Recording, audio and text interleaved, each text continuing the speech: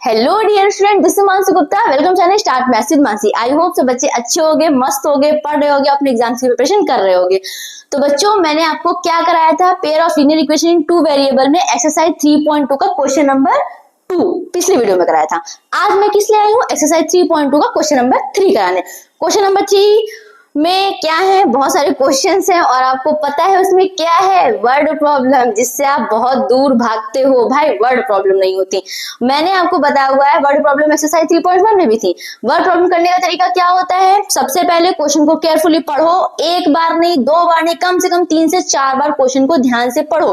आपको ऑटोमेटिक समझ में आ जाएगा कि क्वेश्चन कह क्या रहा है। पहले क्वेश्चन की लैंग्वेज समझो। मैं अभी भी अपने लेवल की क्वेश्चंस करती हूँ अपने एग्जाम्स के लिए, तो मैं भी अभी भी वर्ड प्रॉब्लम को कम से कम 2 से 3 बार पढ़ती हूँ, क्योंकि वर्ड प्रॉब्लम को जब पढ़ोगे नहीं तब तो समझ में ही नहीं आएंगी।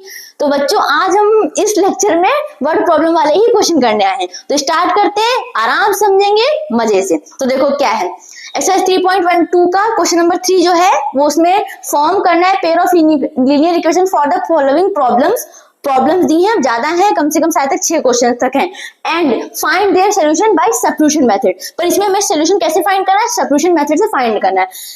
मैंने एक बात ये भी बताई, जब तक लिखा ना हो कि कौन सी मेथड यूज करना है, तब तक अगर लिखा है कि सब्स्टिट्यूशन मेथड से ही करना है तो आप वो लगाओ, वरना जो आपको सुटेबल लगे, जैसे मुझे एलिमिनेशन मेथड सुटेबल लगती है वो मैं आपको नेक्स्ट वीडियो में पढ़ाऊंगी। तो बच्चों क्या है, सबसे पहले क्वेश्चन नंबर 1 पढ़ते हैं ध्यान से। ये पहली वर्ड प्रॉब्लम हमारी आ चुकी है, सबसे बेसिक वर्ड प्रॉब्लम कह सकते हो, यही से शुरू होगी। देखो क्या कह रहे हैं, दैट, ये रेड कलर से मैंने लिखा है question, that difference between two number is 26। दो नंबरों का डिफरेंस 26 है। अब वो भाई कोई भी नंबर हो सकते हैं। And one number is 3 times the other, एक नंबर जो है दूसरे का 3 टाइम्स है। ऐसे समझ सकते हो, एक नंबर अगर 2 है, सपोज एक नंबर 2 है, तो दूसरा कितना होगा, 3 टाइम्स, मतलब 3 2 6 होगा, ऐसा वो कह रहे हैं। तो इतना दिमाग में लगाते हैं। पहला क्वेश्चन क्या कह रहे हैं, the difference between two number is 26। हम क्या करेंगे, लेट, सॉल्यूशन में क्या करेंगे, let two numbers are x and y। दो नंबर हमने क्या मान लिए, x एंड y, वही जो हम लोग मानते हैं, ठीक बात। अब ये कह रहे हैं डिफरेंस, डिफरेंस का मतलब समझ रहे हो, उनका अंतर, मतलब उनके बीच का डिफरेंस, मतलब माइनस करोगे तो वो 26 आएगा। तो अब डिफरेंस पॉजिटिव है, इसका मतलब पहले बड़ा नंबर होगा फिर छोटा नंबर होगा। जैसे मैंने कहा 4 में से 2 जाएगा तभी तो 2 आएगा, तो पहला बड़ा नंबर होता फिर छोटा होता, तभी देखो प्लस का बढ़िया बढ़िया 2 आ जाए। अब ये कहो माइनस का 4 और प्लस का 2 आ जाए, तो भाई माइनस का 2 आएगा ना। तो देखो इतना तो आप समझ गए कि difference between two number 26 plus का, इसका मतलब पहला नंबर बड़ा होगा और दूसरा नंबर छोटा होगा। तो हमने क्या किया, मान लिया कि डिफरेंस बिटवीन टू नंबर मतलब x माइनस का y 26 है, और x जो है लिख रहे हैं यहाँ पे, लिखे दे रहे हैं x is greater than y। हमने क्या लिया है, x जो है y से बड़ा लिया है, मतलब x जो है बड़ा है, y क्या है, छोटा है, ठीक बात। फिर ये हमारी पहली इक्वेशन बन गई, या फिर कह लो पहली कंडीशन बन गई, जैसा इन्होंने कहा था। क्योंकि हमने बताया है पेयर ऑफ लीनियर इक्वेशन में हमें 2 इक्वेशन चाहिए होती हैं, पहली इक्वेशन बन गई है। दूसरी क्या कह रहा है, दूसरी कह रहा है one number is 3 times the other, एक नंबर दूसरे का 3 टाइम्स है। बात समझ रहे हो, एक नंबर दूसरे का 3 टाइम्स है, मतलब भाई सीधी सी बात है, एक नंबर मान लो मैंने बड़ा नंबर x है, वो छोटे का ही तो 3 टाइम्स होगा। क्यों, छोटे का ही, मैंने कहा 6 लाना है, तो 6 कैसे लाओगे, 3 into 2 करोगे तभी तो 6 आ पाएगा। तो बड़ा नंबर जो होगा वही तो 3 टाइम्स होगा छोटे का। तो one number is 3 times other, मतलब वन नंबर मान लो मैंने लार्जर नंबर, वो क्या हो जाएगा, 3 टाइम्स होगा स्मॉलर नंबर के, तभी तो वो इक्वल आ पाएंगे। तो ये बड़ा इधर लिख देंगे, उसका छोटे वाले का 3 टाइम्स कर देंगे। तो ये बच्चों बन गए हमारी क्या, ये हमारी बन गई है इक्वेशन 2। इसको कैसे बनाएंगे, इसको इधर लेके आएंगे, x माइनस का 3y इज इक्वल टू 0। ये बन गई बच्चों हमारी इक्वेशन 2। क्या बन गई, इक्वेशन 2। अब जैसा कि मैंने बताया है बिल्कुल वैसा ही करेंगे, अब कुछ भी टेंशन लेने की बात नहीं है, अब हो चुका है। क्या करेंगे, फ्रॉम इक्वेशन 1 कहीं से भी एक वेरिएबल की वैल्यू निकालो, दूसरी इक्वेशन में पुट कर दो। फ्रॉम इक्वेशन 1 से क्या है, ओहो मैंने क्या यूज किया, कोई बात नहीं। फ्रॉम इक्वेशन 1 x माइनस का y इज इक्वल टू 26 है। अगर हम x की वैल्यू निकालें तो हो जाएगा 26 और ये y हो जाएगा तो प्लस का y हो जाएगा। x माइनस वाई इसको 26 है, वो हो जाएगा तो प्लस का, इसको हम क्या करेंगे अंडरलाइन कर लेंगे।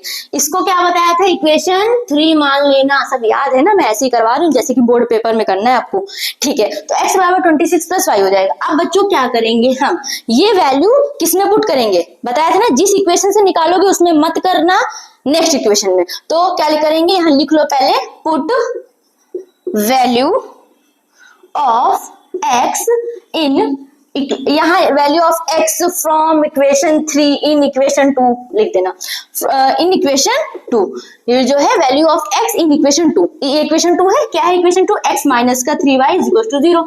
अब इसमें पुट करो वैल्यू x की वैल्यू क्या है 26 प्लस y, तो 26 प्लस y माइनस का 3y इज इक्वल टू 0, तो ये हो जाएगा 26 और ये 3y माइनस का है 1y, 3y में से 1y चला जाएगा और माइनस का 2y आएगा, क्यों, क्योंकि माइनस का 3y बड़ी डिजिट माइनस में इज इक्वल टू 0।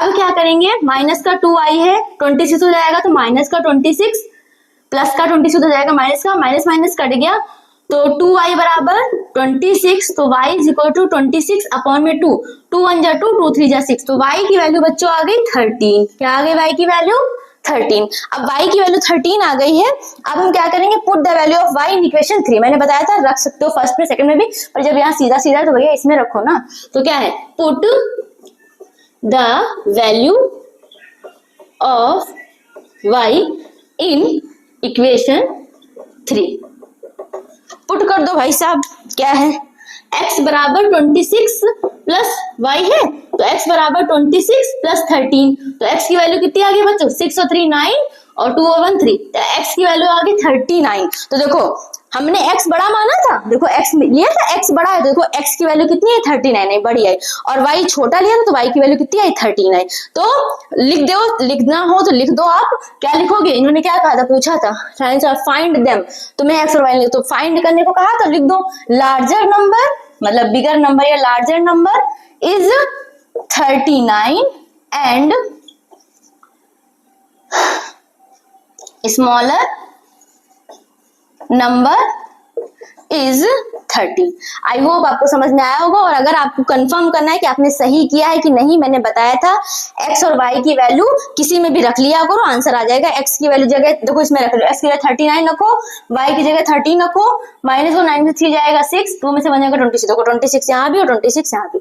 ये चेक करने का तरीका होता है कि आपने क्वेश्चन सही किया है कि गलत किया है। आई होप आपको क्वेश्चन समझ में आया होगा। ये वाला बढ़ते अपने क्वेश्चन नंबर 2 की तरफ। तो ये हमारा क्वेश्चन नंबर 2 है, 3 का 1 कर लिया है, 2 है। ये क्या कह रहा है क्वेश्चन, ध्यान से देखो बच्चों, क्वेश्चन ये कह रहा था larger of 2 supplementary angle exceed smaller by 18 degree, find them the larger of 2 supplementary angle. अच्छा ये बताओ, कोई भी 2 एंगल सप्लीमेंट्री कब होते हैं, पढ़ा है क्लास 9th में, पढ़ा होगा भाई। सप्लीमेंट्री एक होता है कॉम्प्लीमेंट्री एंगल्स, मतलब 2 एंगल कॉम्प्लीमेंट्री कब होंगे और 2 एंगल सप्लीमेंट्री कब होंगे। तो कॉम्प्लीमेंट्री एंगल्स वो होते थे बेटा जब 2 एंगलों का सम 90 डिग्री आ जाए, तो वो दोनों एंगल एक दूसरे को कॉम्प्लीमेंट हो जाते थे। ऐसे सप्लीमेंट्री एंगल ऐसे 2 एंगल जिनका सम 180 डिग्री आ जाए, तो वो सप्लीमेंट्री एंगल होते थे। फिर उन्हें अब क्वेश्चन पे आते हैं, क्या कह रहा है क्वेश्चन की the larger of 2 supplementary angle, मतलब कोई 2 एंगल सप्लीमेंट्री हैं, मान लो x डिग्री है दूसरा y डिग्री, उसमें से जो लार्जर है वो स्मॉलर से 18 डिग्री ज्यादा है। एक्सीड का मतलब होता है ज्यादा, तो जो लार्जर है वो स्मॉलर से 18 डिग्री जा रहा है, तो हमें उन एंगल्स को फाइंड करना है। सबसे पहली बात, अपनी इक्वेशन 1 जो 1 है वो अपने दिमाग से आपको बनानी है। क्या करोगे, let angles are x degree and y degree. हमने एंगल क्या मान लिए, x डिग्री और y डिग्री, जैसे 90 डिग्री 30 डिग्री 50 डिग्री। तो अब बार बार डिग्री नहीं लिखेंगे, x और y मान लो, तो x प्लस y 180 होगा कि नहीं होगा, अकॉर्डिंग टू कंडीशन या फिर अकॉर्डिंग टू क्वेश्चन। ये चीज मुझे लिखनी चाहिए, अकॉर्डिंग टू क्वेश्चन। क्यों, क्योंकि ये अपने आप हम लोग कर रहे हैं अकॉर्डिंग टू कंडीशन फर्स्ट। जो तुम्हारा ये हो जाएगा x प्लस वाई, 180 होगा। क्यों होगा आपको रीजन पता है, क्योंकि सप्लीमेंट्री एंगल है, तो सप्लीमेंट्री एंगलों का सम कितना होता है 180 डिग्री होता है। तो ये बन गई हमारी इक्वेशन 1। पहली इक्वेशन बन गई। हमें कितनी इक्वेशन चाहिए होती है, 2 चाहिए होती है ना, तभी तो हम 2 वेरिएबल की 2 वेरिएबल 2 इक्वेशन, 3 वेरिएबल 3 इक्वेशन। ठीक बात। अब दूसरी बात है, ये तो हमारा हो गया। अब कंडीशन सेकंड क्या कह रही है, according to condition 2, condition second क्या कह रही है कि the larger of 2 supplementary angle. हमने इसमें लार्जर किसको मान लिया, एक्स को मान लिया, एक्स को मान लिया वाई से बड़ा है लार्जर, तो हमने एक्स को बड़ा मान लिया है। तो the larger of 2 supplementary angle exceed smaller by 18 degree. जो लार्जर है मतलब एक्स है, वो एक्सीड बढ़ा हुआ है स्मॉलर से। कितना स्मॉलर से बढ़ा हुआ, स्मॉलर वाई माना था, स्मॉलर से 18 बढ़ा है, मतलब 18 ज्यादा है, एक्सीड का मतलब ज्यादा हुआ। तो larger of 2 supplementary angle exceed smaller by 18 degree. बस बन गई। अब इसको सॉल्व करो तो x माइनस का y और इधर माइनस का 18 इज इक्वल टू 0। इसको मान लो क्या बच्चों, इक्वेशन 2। क्या मानेंगे इसको, इक्वेशन 2।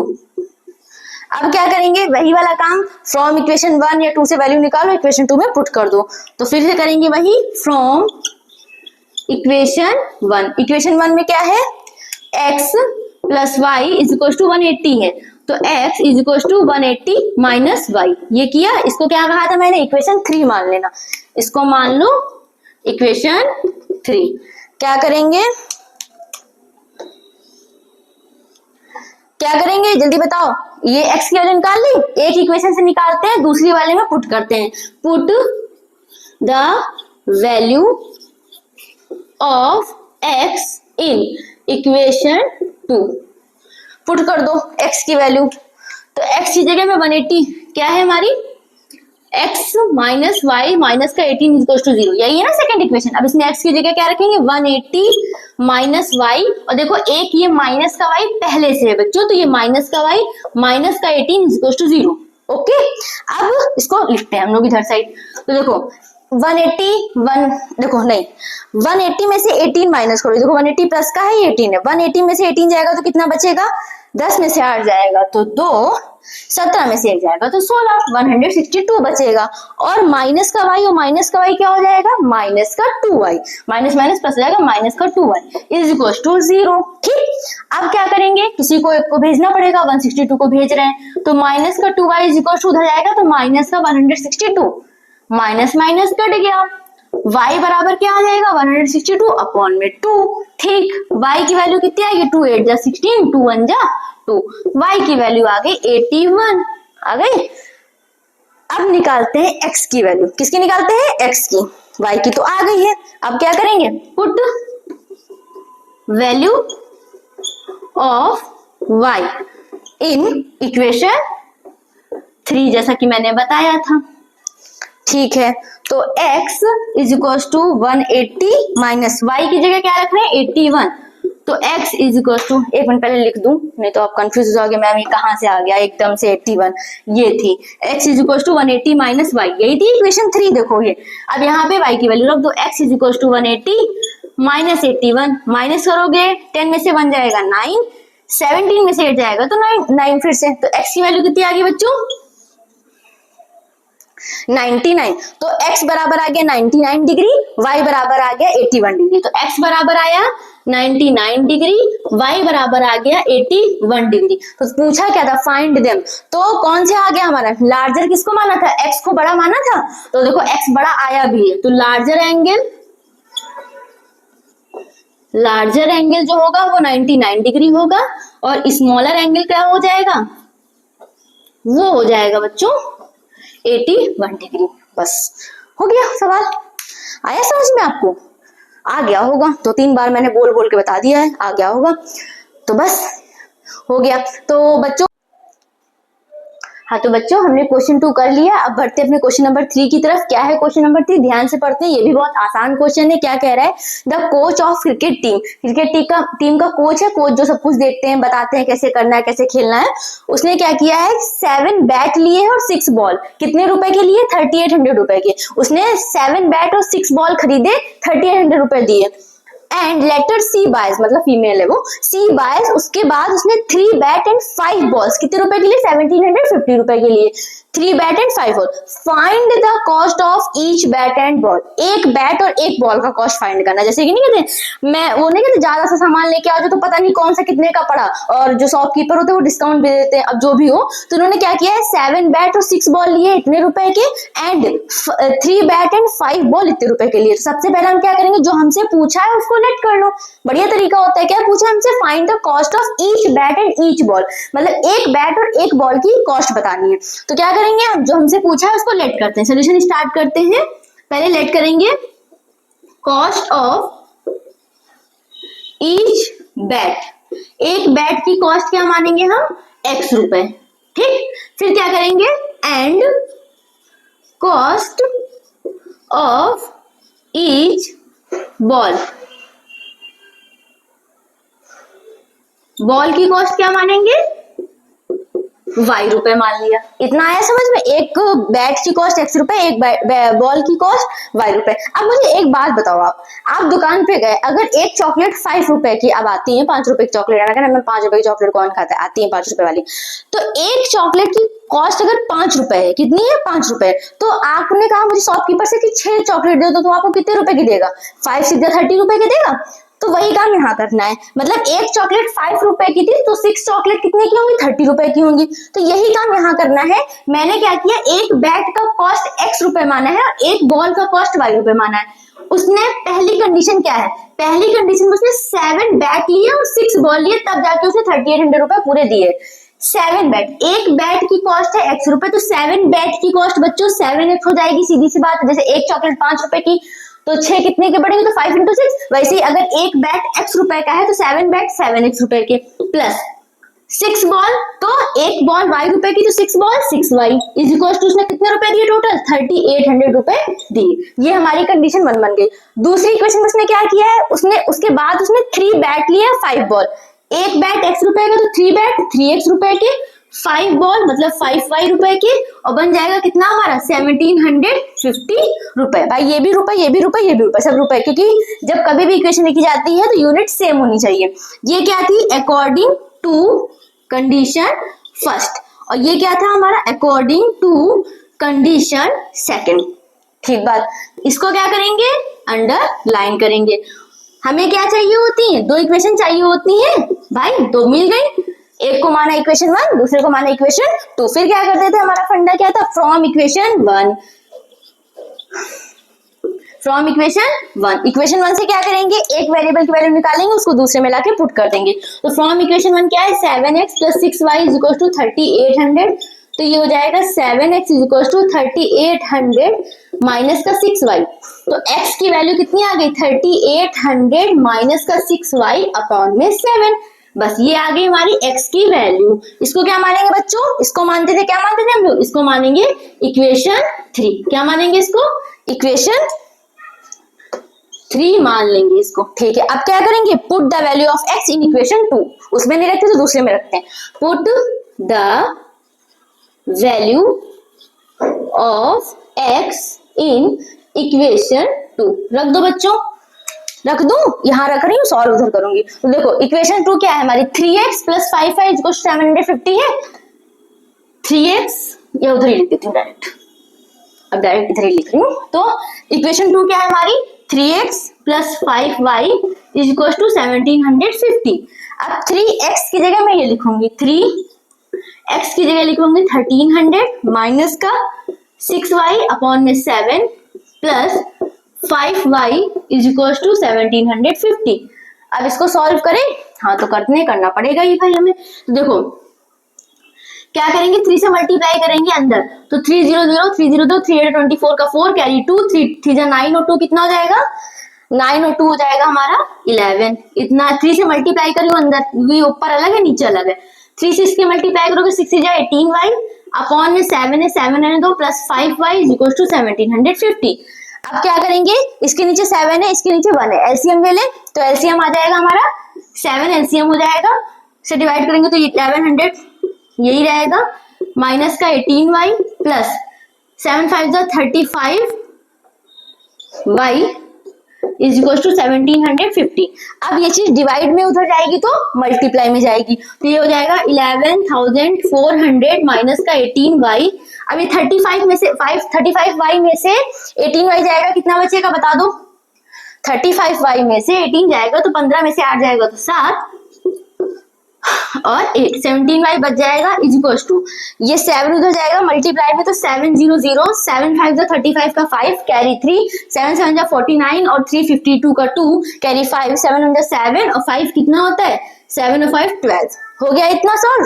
अब क्या करेंगे हम, इसको उधर भेजेंगे तो 17y is equal to 12,250 minus 11,400 minus करेंगे तो 17y इज इक्वल टू 0 में से 0 जाएगा 0, 5 में से 0 जाएगा 5, 12 में से 4 जाएगा तो 12 में से 4 जाएगा तो 8 और 11 में से 11 जाएगा तो 11। इतना हो गया। y बराबर आ जाएगा 850 अपॉन में 17। अब पता है ना 17 5 जा 85 इज इक्वल टू 0, तो y हमारा आ गया है कितना बच्चों, तो y की वैल्यू आ गई है 50। और y क्या है, y क्या माना था मैंने, कॉस्ट ऑफ ईच बॉल, एक बॉल की कॉस्ट मैंने निकाल ली, कितनी आई 50। हमें क्या चाहिए था, दोनों चाहिए ना, तो अब हम क्या करेंगे, हमने वही बताया था इक्वेशन 3 में रखोगे, निकल आएगी बैठ की भी। Put the value of y in equation किस में रखेंगे 3, तो ये हो जाएगा x is equal to 3800 minus 6, y की जगह रख रही हूँ बेटा 50, देखो x 3800 माइनस 6y है, y की जगह रख रही हूँ 50, ओके, अपॉन में क्या आ जाएगा 7, ठीक है। अब इसको और मैं सॉल्व करूं तो x बराबर आ जाएगा 3800 माइनस 6, 0 0 लिखो 6 5 30 डिवाइडेड बाई 7, तो x की वैल्यू कितनी आएगी, 3800 में से 300 जाएगा 3500 बच जाएगा, तो x की वैल्यू आ जाएगी, ये बचेगा 3500 डिवाइडेड बाई 7, तो 7 1 जा 7, 7 5 जा 30, तो x की वैल्यू कितनी आ गई है 500, कुछ ज्यादा ही नहीं आ गई। चेक कर लो कि आपने सही किया कि गलत। तो देखो ये x क्या आ गया है, कॉस्ट ऑफ ईच बैट, एक बैट की कॉस्ट आ गई। अब हमें चेक करना है कि हमने सही किया है कि गलत, तो कैसे चेक करोगे, तो मैं बताती हूँ, स्पेस नहीं मैं यहाँ रख रही हूँ, यहाँ रख के मैं बताती हूँ कि कैसे करना है। इसमें रख रही हूँ मैं 7 इंटू एक्स की जगह रख लो 500, ठीक है, प्लस 6 y की जगह लिख लो 50, देखो सॉल्व करो 3800 आना चाहिए, 7 5 का 35, 6 5 का 30, 0 ऐड करोगे 3800, इसका मतलब एक बैट की कॉस्ट 500 थी, x क्या माना था, बैट माना था, तो cost of each bat is 500 and cost of each ball is 50 रुपए। ये चीज आप अपने आप से नीचे यहाँ लिख देना, मेरे बोर्ड पे स्पेस नहीं है इसलिए मैं नहीं लिख पा रही हूँ, या फिर मैं यहाँ लिख देती हूँ छोटा छोटा सा, आप समझ लेना। लिख रही हूँ मैं यहाँ पे cost of each bat, bat की कितनी 500 रुपए, फिर यहां लिख दोगे cost of each ball, ball की कितनी 50 रुपए, ये वहां पे लिखना पड़ेगा। आप जाके आपका पूरा क्वेश्चन कंप्लीट हुआ है। तो क्या किया है मैंने, आपको समझ में आ गया होगा, एक बैट की कॉस्ट x मानी, बॉल की y मानी, कंडीशन 1 करी, कंडीशन 2, दो इक्वेशन बन गई, पहले वाले से वेरिएबल की वैल्यू निकाली, दूसरे में पुट करी, सॉल्व किया, आंसर आ गया। अच्छे से सॉल्व करना, खुद से ट्राई करना। बढ़ते हैं बच्चों क्वेश्चन नंबर 4 की तरफ। हाँ, तो क्वेश्चन नंबर 4 क्या है हमारा, देखते हैं। पहले केयरफुली ध्यान से पढ़ना है क्योंकि वर्ड प्रॉब्लम है, जैसा कि मैंने बताया, पहले क्वेश्चन को केयरफुली 2 से 3 बार पढ़ो। क्या कह रहा है, the taxi charges in a city, city में टैक्सी की जो चार्जेस हैं consist of a fixed charge together with the charge distance cover, मतलब एक फिक्स्ड चार्ज पड़ता है और उसके साथ में charge distance covered, fixed charge तो पड़ता है, उसके साथ में जो डिस्टेंस कवर कर रहे हैं उसका भी चार्ज पड़ता है। तो फिर उन्होंने दो कंडीशन दी है, for a distance of 10 kilometre the charge paid is 105, मतलब 10 किलोमीटर की डिस्टेंस से ट्रेवल करिए तो उसने चार्ज दिया 105, and for a journey of 15 kilometre the charge paid is 155, और 15 किलोमीटर की जर्नी में उसने 155 चार्ज दिया। तो तुमसे कह रहे हैं what are the fix charges per kilometre, पूछा है कि फिक्स चार्ज क्या है पर किलोमीटर का। तो सबसे पहले मैं बात करती हूँ इनका क्या फिक्स चार्जेस है, क्या है चार्ज टुगेदर। देखो मैं इसको एक एग्जांपल से बताती हूँ। जैसे आप डेंटिस्ट के पास जाते हो, मतलब डॉक्टर के पास, डेंटिस्ट मैंने बोल दिया, डॉक्टर के पास जाते हो तो क्या करते हैं, वो क्या कहते हैं 50 रुपए अपना लेते हैं, मतलब 50 रुपए 100 रुपए, अच्छे डॉक्टर होते हैं 800 1000 जो भी, वो उनका फिक्स होता है। बाकी वो आप अपनी प्रॉब्लम बताओगे तो वो आपको दवाई देंगे, फिर उस हिसाब से अपनी दवाई लो जाके, तो अपना काम बनता है। वही काम यहाँ पे भी है। मतलब अगर आप टैक्सी में बैठोगे तो फिक्स चार्ज आपको देना पड़ेगा। मतलब जो किराया होगा दो टाइप का होगा, टैक्सी का चार्ज दो टाइप से पड़ेगा। टैक्सी चार्ज जो पड़ रहा है, एक तो पड़ रहा है फिक्स और दूसरा तुम्हारा पड़ रहा है डिस्टेंस कवर्ड, मतलब जितनी डिस्टेंस कवर करोगे उसके अकॉर्डिंग पड़ रहा है। तो फिक्स चार्ज तो आपको देना ही पड़ेगा। प्लस जैसे मान लो आप 10 किलोमीटर, जैसे किसी कंपनी ने कहा कि मेरी टैक्सी जो चलेगी फिक्स चार्ज 15 रुपए लूंगा और पर किलोमीटर के हिसाब से मैं 10 रुपए लूंगा। तो भाई पर किलोमीटर पे अब कोई इंसान 1 किलोमीटर गया है, फिक्स चार्ज तो उसने 15 रुपए उसने बोल दिया कि मैं टैक्सी में बैठोगे 15 रुपए देना ही पड़ेगा, चाहे आगे थोड़ा ही जाके उतर जाओ, तो फिक्स चार्ज 15 रुपए देना पड़ेगा कस्टमर को। प्लस पर किलोमीटर के हिसाब से, मतलब 1 किलोमीटर अगर चला है तो उसको 10 रुपए देने पड़ेंगे। 2 किलोमीटर चला है तो भाई 1 किलोमीटर का 10 रुपए ले ला, तो 2 किलोमीटर का 20, ऐसे 3 किलोमीटर का 30, तो 15 तो उसको देना ही पड़ेगा। अब 15 वो देगा ही, और साथ में उसने 1 किलोमीटर अगर चला है तो 15 प्लस 10 25 रुपए देगा। 2 किलोमीटर चला है तो 15 प्लस 20 35 देगा। ठीक है, तो मतलब ऐसे होता है। तो अब हम पढ़ते हैं अपने क्वेश्चन की तरफ। आई होप आपको फिक्स चार्ज और ये समझ में आ गया होगा। क्वेश्चन क्या है, क्वेश्चन में यही कह रहा है कि एक कंपनी ने, फिर से क्वेश्चन देख लो, a taxi charges in a city consist of a fix charge together with the charge distance cover. मतलब एक फिक्स चार्ज है, उसके साथ में together with the distance cover के साथ है। तो हम क्या करेंगे, सोल्यूशन स्टार्ट करेंगे और लेट करेंगे। क्या करेंगे, लेट फिक्स्ड चार्ज, हमें वो भी नहीं पता ना कितना फिक्स चार्ज ले रहे हैं। फिक्स्ड चार्ज हमने ले लिया है रुपए एक्स, कितना रुपए लिया है, एक्स रुपए ले लिया फिक्स चार्ज, एंड चार्ज पर किलोमीटर, हर किलोमीटर के हिसाब से चार्ज में ले रही हूँ वाई रुपए। कितना रुपए ले रही हूँ, वाई। अब कंडीशन पे आते हैं। भाई दो कंडीशन बनेंगे क्योंकि हमें पता है pair of linear equation in two variable है, यू शुड नो दैट। तो देखो क्या है, क्या कह रहा है question, for a distance of 10 kilometre the charge paid is 105। मतलब 10 किलोमीटर की डिस्टेंस के लिए उसको कितने रुपए उसने दिए, 105। तो अब ये बताओ 10 किलोमीटर की डिस्टेंस के लिए उसने कितने रुपए दिए, अकॉर्डिंग टू कंडीशन फर्स्ट। सबसे पहली बात, फिक्स चार्ज वो देगा, तो फिक्स चार्ज एक्स रुपए, भाई वो फिक्स चार्ज तो देगा ही रुपया, एक्स रुपए फिक्स चार्ज हो गया। प्लस उसने कितने किलोमीटर चला है, 10 किलोमीटर। मैंने क्या लिखा था, चार्ज पर किलोमीटर वाई रुपए है। अब मतलब 1 किलोमीटर का चार्ज वाई रुपए है, तो 10 किलोमीटर चला तो कितना हो जाएगा, 10 वाई। टोटल मिला के कितना हो गया, 105 रुपए। बन गई पहली कंडीशन, मतलब फिक्स चार्ज तो आपको देना पड़ेगा, प्लस वो 10 किलोमीटर चला है तो 10 वाई इज इक्वल्स टू 105। ये बन गई आपकी पहली कंडीशन, मान लो इक्वेशन 1। ठीक बात। फिर क्या है, अकॉर्डिंग टू कंडीशन 2। अब कंडीशन 2 भी तो बन गई ना, अकॉर्डिंग टू कंडीशन सेकेंड।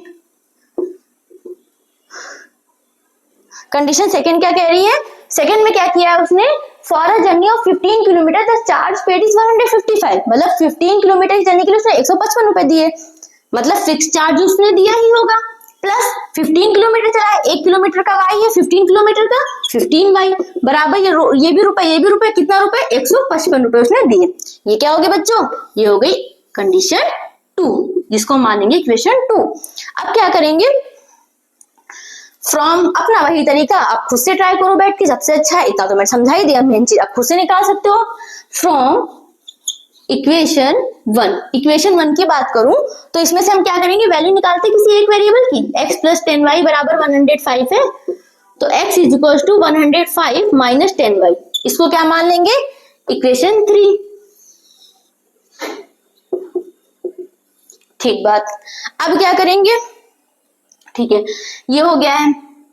फिर पुट, रेड से लिखते हैं, put value of x in equation, किसमें रखेंगे, सेकंड में। फर्स्ट में निकालते हैं, सेकंड में रखते हैं, अब तो सब पता ही हो गया क्या है equation second, x plus 15y is equal to 155।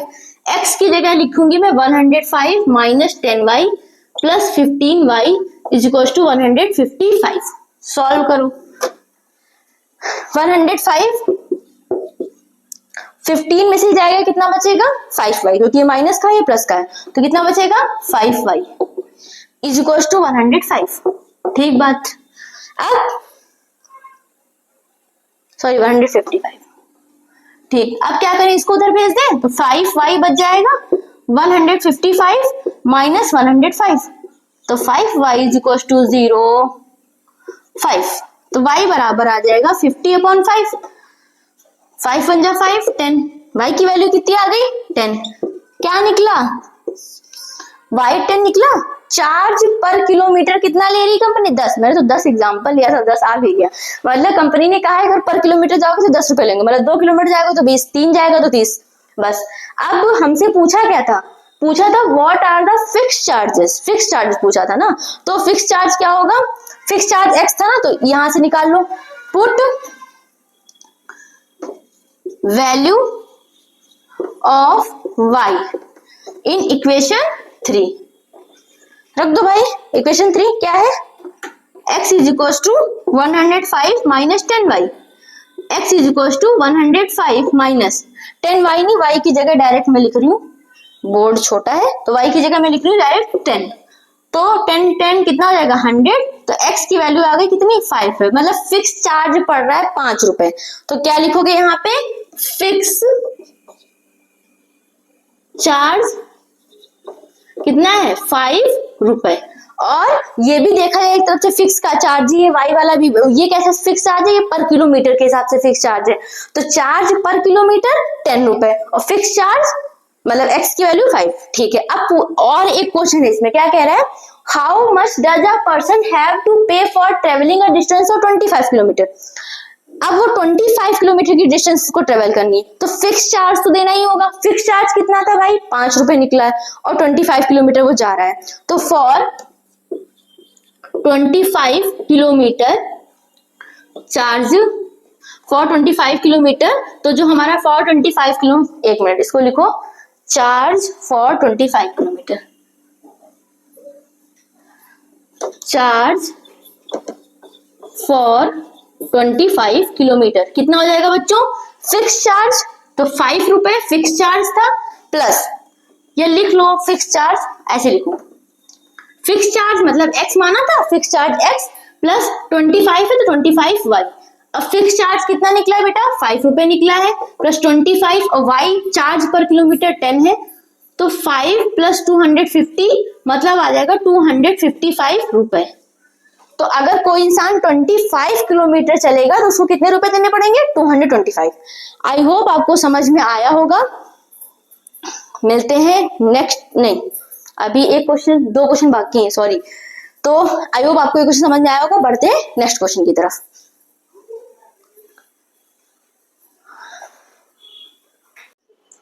हाँ, तो क्वेश्चन नंबर 5 क्या है हमारा, अ फ्रैक्शन बिकम्स 9/11। एक फ्रैक्शन है वो 9/11 हो रहा है if 2 is added to both numerator and denominator. कोई फ्रैक्शन है, मतलब कोई भी फ्रैक्शन x/y, फ्रैक्शन तो पता है ना, पढ़ा है बचपन में भाई, ये ना कहना फ्रैक्शन नहीं पढ़ा है। कोई भी फ्रैक्शन है x/y, a/b, p/q, जो मैंने मान लो, ठीक। तो फ्रैक्शन है वो 9/11 हो रहा है, कब हो रहा है, if 2 is added to both numerator and denominator।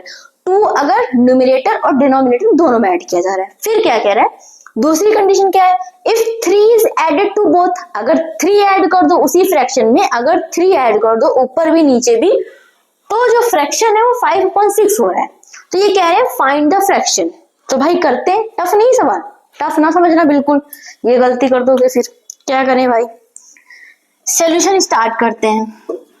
सबसे पहला काम है लेट, मैथ में तो सब मान लेते हैं, let fraction, let fraction is x/y। क्या माना मैंने फ्रैक्शन x/y। अब हम according to condition 1, condition first क्या कह रही बच्चों, देखो क्या कह रही है, इफ फ्रैक्शन बिकम्स 9/11, फ्रैक्शन 9/11 कब हो रहा है, जब 2 न्यूमरेटर डिनोमिनेटर दोनों में ऐड हो रहा है। तो भाई ऐड कर दो, x में भी 2 ऐड कर दो, y में भी 2 ऐड कर दो, डिनोमिनेटर में भी 2 ऐड कर दो, न्यूमरेटर में भी, तो जो फ्रैक्शन है वो 9/11 हुआ जा रहा है। समझ में आया, 2 ऐड करो न्यूमरेटर डिनोमिनेटर में, तो fraction becomes 9/11 if 2 is added to numerator and denominator both, add कर दिया 9/11 हो गया। अब ये को क्रॉस मल्टीप्लाई आती है, कर लो, इसको उधर उसको उधर शिफ्ट करो भाई। 11 x प्लस 2 9 ब्रैकेट में y प्लस 2, सॉल्व करें, ये हो जाएगा 11x प्लस 22 9y प्लस 18, इधर लेके आओ 11x प्लस 22 माइनस का 9y माइनस का 18 इज इक्वल टू 0, तो हो जाएगा 11x माइनस का 9y और 22 में से 18 जाएगा तो कितना बचेगा, 22 में से 18 जाएगा तो 4 इज इक्वल टू 0। आ गई, क्या आ गई, पहली इक्वेशन, और क्या आ गई, आ गई पहली इक्वेशन। ठीक बात, इक्वेशन 1 मानते हैं इसको, मान लो। फिर according to condition second, condition second क्या कह रही बच्चों, वो क्या कह रही है, if 3 is added to both numerator and denominator, अगर 3 ऐड किया जा रहा है दोनों में तो ऐड कर दो, यही था ना फ्रैक्शन, 3 ऐड कर दो, इधर भी 3 ऐड कर दो, तो जो फ्रैक्शन है वो 5/6 हो रहा है। ठीक बात, सॉल्व करो, क्रॉस मल्टीप्लाई इधर भेजो, 6 x plus 3 5 y plus 3, 6x 6 3 जा 18 5y प्लस 15, इधर लेके आ जाओ सबको, 6x प्लस 18 माइनस का 5y माइनस का 15 इज इक्वल टू 0, तो 6x माइनस का 5y 18 में से जाएगा तो प्लस का 3 इज इक्वल टू 0। क्या हो गई, कंडीशन 2 या फिर इक्वेशन 2 हो गई। अब वही वाला काम पहले वाले से निकालो, दूसरे वाले पुट करो, जगह थोड़ी कम पड़ सकती है, मुझे ना इसको यहां शिफ्ट करना चाहिए था, देखते हैं हो पाता है। चलो अब क्या करेंगे, from equation 1, from equation 1, equation 1 से क्या करेंगे, x की वैल्यू निकालो, उसमें पुट करो। इक्वेशन 1 क्या है, 11x, अब वो गलती ना करो, साइड में करते हैं। इक्वेशन 1 क्या है, 11x माइनस का 9y प्लस का 4 इज इक्वल टू 0, सॉल्व करो तो 11x is equal to 9y plus का और 4 उधर आएगा तो माइनस का, x की वैल्यू आ गई 9y माइनस का 4 अपॉन में 11, इसको क्या मानेंगे, इक्वेशन 3, क्या मानेंगे इसको, इक्वेशन 3। अब क्या करेंगे, इसको सेकंड में पुट करेंगे, उसमें नहीं रखते सेकंड में रखते हैं, क्या करेंगे, put value of x in equation किसमें, सेकंड में, तो रख दो, इक्वेशन सेकंड क्या है, 6x माइनस का 5y plus 3 is equal to 0, 6x की जगह ये रख रही हूं मैं, 9y माइनस का 4 अपॉन में 11 माइनस का 5y plus 3 is equal to 0। ठीक है, 6 से मल्टीप्लाई करो, 6 9 जा 54y, 6 4 जा 24 अपॉन में 11 माइनस का 5y plus 3 is equal to 0। LCM ले लो एलसीएम, 11 एलसीएम ले लेंगे तो 54y माइनस का 24, इसके नीचे 1 है, इसके नीचे भी 1 है, एलसीएम ले रही हूं मैं, बता रही हूँ बस आपको। ठीक है, अब तो ये हो जाएगा 11 5 जा 55y प्लस 11 3 जा 33 इज इक्वल टू 0। अब ये उधर जाएगा 0 हो जाएगा, हमारे पास क्या बचा, आई होप आपको क्लियर दिख रहा होगा, देखो 54y था, यहाँ पे 55y है, मतलब ये 54 प्लस का है, 55 का है माइनस का, तो ये माइनस का y बचा है, 24 है 33 प्लस का है, 24 माइनस का, 33 में से 24 जाएगा, कितना बचेगा 9 बचेगा, वो भी प्लस का, और ये 11 उधर चला गया है, 0 हो गया, डिवाइड की हो जाएगी मल्टीप्लाई में तो 0 हो जाएगी, इज इक्वल टू 0, तो ये बचा माइनस का y is equal to minus का 9, माइनस माइनस कट गया, तो मतलब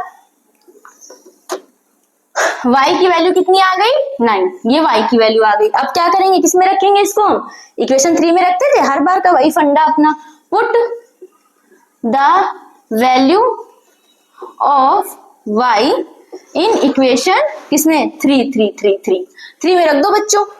क्या है equation 3, x is equal to 9y minus का 4 अपॉन में 11, तो x is equal to 9, y की जगह भी 9 क्योंकि 9 आई है, माइनस का 4 अपॉन में 11, तो x is equal to 81 minus का 4 अपॉन में 11, x इज इक्वल टू 81 में से 4 जाएगा तो बच्चों कितना आएगा 77 अपॉन में 11, तो x की वैल्यू आ जाएगी 11 7 77। तो फ्रैक्शन हमारा क्या था, x अपॉन y था, तो फ्रैक्शन था हमारा x अपॉन में y, वो कितना हो जाएगा, x आ गया है 7 और y है 9। बस आंसर आ गया। आई होप आपको समझ में आया होगा। ये थोड़ा सा मैंने छोटा लिखा है, आप इसको जूम करके देख लेना। तो क्या करना था, देखो आसान था क्वेश्चन ना, इस टाइप के क्वेश्चन आते हैं 100% पेपर में। अभी तो मैं एनसीईआरटी करवा रही हूँ, पीवाईक्यूज जब मैं कराऊंगी तो उसमें आपको देखना इस टाइप के क्वेश्चन आते ही हैं हर बार, कभी ना मतलब 1-2 क्वेश्चन पूछे जाते हैं। तो क्या करना, जब कभी भी कहे तो फ्रैक्शन को x अपॉन वाई मान लो, जिसमें कहे जो ऐड करने को उसमें वो ऐड कर दो, डिनोमिनेटर में कहे डिनोमिनेटर में ऐड कर दो, न्यूमरेटर में कहे न्यूमरेटर में ऐड कर दो, 2 इक्वेशन बनेंगी, सॉल्व कर लो, वैल्यूज आ जाएंगी। आई होप आपको आया होगा। बढ़ते हैं नेक्स्ट क्वेश्चन की तरफ। हाँ, तो क्वेश्चन नंबर 6 क्या कह रहा है हमारा, पहले तो ध्यान से पढ़ो, जो हमारा पहला काम है जिसको बिल्कुल मत भूलना, वरना सवाल भी भूल जाओ कि आप कर पाओगे। देखो 5 ईयर हेंस, हेंस का मतलब पता है 5 ईयर बाद, मतलब आफ्टर 5 ईयर, हेंस का मतलब होता है after 5 year. The age of Jacob will be 3 times that of his son. Jacob son कहा है, इसका मतलब जैकोब फादर होंगे, तो जैकोब की जो एज है वो 3 times होगी उसके सन की आफ्टर 5 ईयर, हेंस 5 मतलब आफ्टर 5 ईयर। एंड 5 ईयर एगो मतलब 5 साल पहले। अब 5 साल पहले का मतलब जैसे कि अगर मैं कहूँ मैंने आपकी, अगर आज आपकी एज है 15 ईयर, तो 5 साल पहले आपकी एज कितनी थी, तो 5 साल पहले मतलब आप 5 माइनस करोगे। और मैं अगर कहूँ अभी आपकी प्रेजेंट एज 15 है, तो 5 ईयर बाद आपकी एज कितनी होगी, तो 20 ईयर हो जाएगी। समझ रहे हो बात को। और ना पहले का मतलब ये नहीं होता कि 20 आगे ऐड कर दो, 5 ईयर पहले कितनी थी, पहले का मतलब बिफोर का मतलब पहले कितनी थी। अगर आज आप 15 ईयर के हो तो पहले आप 5 ईयर पहले कितने ईयर के होगे, 10 ईयर के होगे, सीधी सी बात है। तो बस वही 2 कंडीशन है। तो देखो सबसे पहले मैं कुछ चीजें आपको बताती हूँ क्वेश्चन करने से पहले। अगर मैं ये कह दूं किसी इंसान की प्रेजेंट एज x है, हमें नहीं पता कितनी, जैसे मैंने आपकी 15 बताई, तो मैं कहूँ कि 3 ईयर पहले उसकी एज कितनी थी, मतलब 3 साल पहले उसकी, बिफोर 3 ईयर, तो जितने ईयर वो कहता है उतने ईयर हम क्या कर देते हैं, माइनस कर देते हैं। क्या कर देते हैं, माइनस। भाई सीधी सी बात है, अगर मैं कहूँ आज आप 15 साल के हो तो 2 साल पहले कितने साल के थे, तो आप कहोगे 13 साल का था मैं 2 साल पहले, वही तो बात है। अगर मैं कहूँ अगर आपकी एज प्रेजेंट x है तो 3 साल बाद आप कितने के हो जाओगे, तो भाई x + 3, ये इस केस में बता रहे हो। अगर मैं कहूँ आज आप 15 साल के हो भाई, तो आप उसमें क्या बोलते हैं, अभी 10th में हो, 15 ईयर के हो मान लिया, तो 11th में जाओगे तो कैसे 16 के हो जाओगे। तो भाई जब आफ्टर कहेगा तो हम बढ़ाएंगे। तो इतना कॉन्सेप्ट दिमाग में रखना। हमें पता नहीं होती, आपकी एज तो पता है 15 है, लेकिन जब हम क्वेश्चंस करते तो हम XYZ मानते हैं। तो जब वो कहेगा बिफोर तो माइनस, और कहेगा आफ्टर या हेंस, देखो हेंस भी आ सकता है उसमें, तो प्लस। तो अब हम क्वेश्चन करते हैं, ये चीज आपको समझानी चाहिए। क्वेश्चन क्या कह रहा है, केयरफुली पहले पढ़ो। क्वेश्चन ये कह रहा है 5 ईयर हेंस मतलब 5 year after the age of Jacob will be, जो एज है जैकोब की विल बी 3 टाइम्स है दैट ऑफ हिज सन, उसके सन की। और 5 ईयर एगो मतलब 5 साल पहले थी, जो 5 साल पहले जो जैकोब की एज थी वो 7 टाइम्स थी उसके सन की। तो पहले समझो कैसे करेंगे। जब एगो बिफोर दुनियादारी कुछ भी कहे, सबसे पहले माना होता है प्रेजेंट एज। क्या मानते हैं हम लोग, प्रेजेंट एज। तो सोल्यूशन स्टार्ट करते हैं, क्या कहेंगे, let present age of Jacob, Jacob की प्रेजेंट एज मैंने x मान ली, and present age of son, his son लिख लो, ऑफ हिज सन क्या मान ली, y मान ली। बात आई समझ में। अब कंडीशन पे आ जाओ। कंडीशन फर्स्ट, कंडीशन भी ना लो, अभी पहले लिखो 5 ईयर हेंस। 5 ईयर हेंस का मतलब 5 year after, hence age of Jacob बताओ कितनी हो जाएगी, जल्दी बता दो। अब तो समझा दिया मैंने। एज ऑफ जैकोब भाई 5 साल बाद, तो ऐड करेंगे तो x + 5 and age of son, his son नहीं सन लिख लो मैं डायरेक्ट, तो वो हो जाएगी y + 5। ठीक, अब कंडीशन पे आते हैं।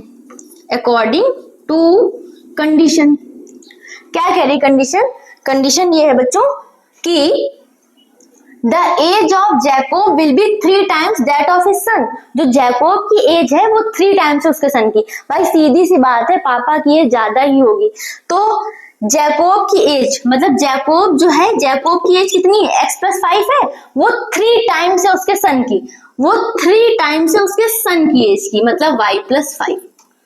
समझ में आया? मतलब अगर आपकी एज 2 ईयर है और मैं कहूँ कि आपके फादर की एज, आप 2 ईयर नहीं, मैं कहूँ अगर आपकी एज 15 ईयर है और मैं कहूँ कि आपके फादर की एज आपसे 3 टाइम्स है, तो आपके फादर की एज कितनी हो जाएगी? 15 3 जा 45, यही तो होगी ना। जैसे अगर आपकी एज 15 ईयर है, मैं कह रही हूँ आपके फादर की एज आपकी एज की 3 टाइम्स है, मतलब 15 3 जा 45। तो यहीं पे ये क्वेश्चन कह रहा है कि 5 ईयर है तो 5 ईयर है एजेस इतनी हो जाएंगी।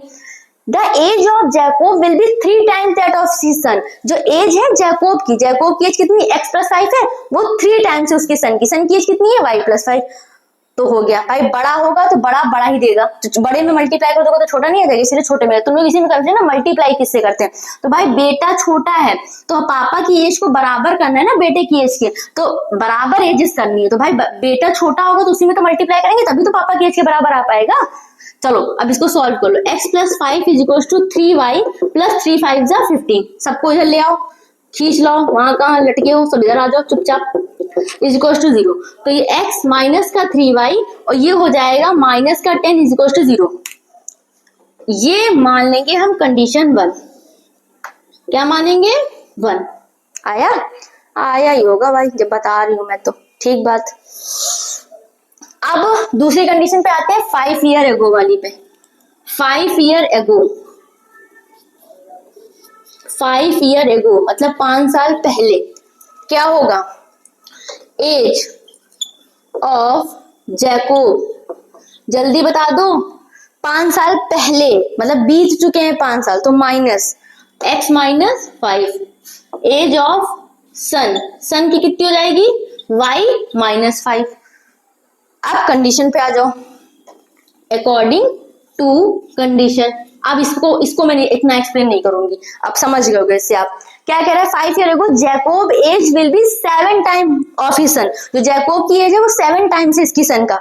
तो देखो 5 ईयर एगो वाली एज देखी, तो जैकोब की एज क्या है? x - 5, वो 7 टाइम्स है उसकी सन की एज का, 7 टाइम्स है उसके सन की एज का। तो ये हो जाएगा x - 5 = 7y - 35। आप सबको इधर ले आओ, यहां सॉल्व कर रही हूं मैं, इधर करती हूँ। तो देखो x, तो इसको सॉल्व करूं तो ये हो जाएगा बेटा x - 5, इसको इधर लेके आऊंगी तो माइनस का 7y प्लस का 35 = 0। तो ये हो जाएगा x - 7y और 35 में से 5 जाएगा तो प्लस का 30 = 0। बन गई दोनों इक्वेशन, ये बन गई इक्वेशन 2। बस इसी में तो प्रॉब्लम होती है ना आपको, इक्वेशन नहीं बनती, बन गई इक्वेशन। अब सॉल्व कर लो, वही वाला अपना काम, फ्रॉम इक्वेशन 1। इक्वेशन 1 से वैल्यू निकालो, तो x की वैल्यू निकालो बेटा। x बराबर हो जाएगा क्या? उसको उधर भेजो, तो प्लस का 3y, भाई माइनस का 3y उधर जाएगा प्लस का, और माइनस का 10 उधर जाएगा तो प्लस का 10। इसको क्या मानते हैं हम लोग? इक्वेशन 3। जैसा कि मैं हमेशा इसी टाइप से सवाल करवाती हूँ, ये इक्वेशन 3। आप क्या करते हैं? Put the value of x in equation 2, उसमें नहीं रखते, दूसरे में। Put value of x in equation 2 रख दो बच्चों। x की जगह रख रही हूँ क्या? 3y + 10 रख दो, x की जगह 3y + 10। देखो ऊपर देखते जाओ, x की जगह 3y + 10 माइनस का 7y प्लस का 30 = 0। तो 3y में से 7y जाएगा तो माइनस का 4y, क्यों? क्योंकि बड़ी डिजिट माइनस है। 10 और ये कितना हो जाएगा? 40 = 0। तो माइनस का 4y = माइनस का 40, माइनस माइनस कट गया, y बराबर 40/4 नीचे जाएगा, कट जाएगा, 10 आ जाएगा। तो y की वैल्यू कितनी आ गई बच्चों? y की वैल्यू आ गई है 10। कितनी आ गई y की वैल्यू? 10। लो y की वैल्यू आ गई। हमें पता है अगर y आ जाती है तो x हम किससे निकालते? इक्वेशन 3 से। फ्रॉम इक्वेशन 3, क्या है इक्वेशन 3 में? x = 3y + 10। x बराबर आ जाएगा 3 × y की जगह 10 + 10। x की वैल्यू आ जाएगी 30 + 10, मतलब x की वैल्यू आ गई 40। और x हमने क्या माना था? किसकी एज x मानी थी? जैकोब की एज। तो क्या लिखोगे? Age of Jacob. भाई प्रेजेंट एज पूछी थी और प्रेजेंट एज हमने क्या मानी थी? x। तो एज ऑफ जैकोब 40 आ गई, एज ऑफ हिज सन, उसके सन की एज कितनी आ गई, एज ऑफ हिज सन वो कितनी आ गई, वो वाई आया था ना 10, मतलब लड़का उनका 10 साल का है और पिताजी कितने साल के हैं, 40 साल के हैं। आई होप आपको समझ में आया होगा क्वेश्चन। तो ये था हमारा क्वेश्चन नंबर 6। तो बच्चों हमने क्या किया है, अब पूरी एक्सरसाइज खत्म कर ली है। ये थे हमारे वर्ड प्रॉब्लम। तो आपने देखा होगा कुछ इसी टाइप की वर्ड प्रॉब्लम आते हैं एग्जाम्स में। डरना नहीं, इजी वे में हमने पढ़ा भी, सीखा भी कैसे किया जाता है, किया भी। तो अगर पसंद आया हो तो प्लीज लाइक करो, शेयर भी करो अपने फ्रेंड के साथ में, सब्सक्राइब भी करो। मिलते हैं नेक्स्ट वीडियो में कौन सी मेथड के साथ, एलिमिनेशन मेथड के साथ। पढ़ते रहो, मस्त रहो। Bye bye.